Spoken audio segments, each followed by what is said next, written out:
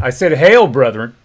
I said, hail. We got an article all the way back, an interview with Gary Gygax from 1998.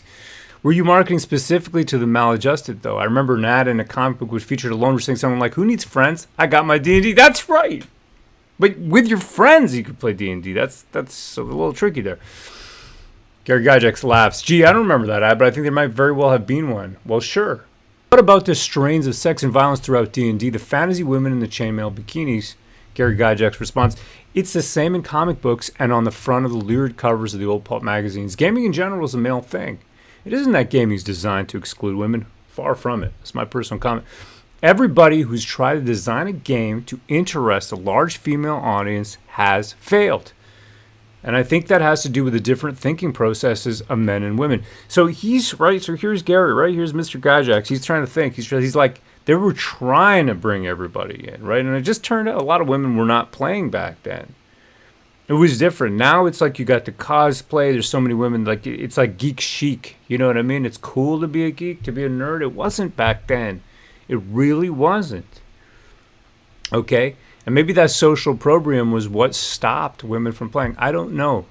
But it wasn't because they weren't welcome. They weren't accepted. You would try to bring them in, but they would just laugh at you. They'd be like, that's a nerdy guy thing. You know what I mean? That's just how it was. He's trying to understand why they wouldn't play. He goes, women cope instead of men just going forward and slashing. That's the interviewer. And he responds, right, men are the hunters and gatherers, and when a man is looking straight ahead, that's all they see. So that's naturally what's involved role-playing, and from the fantasy story roots is pretty much a He-Man kind of a thing. That's it. All right, I got a bonus one right over here, right at the end. Was anyone who was involved in the creation of D&D taking drugs?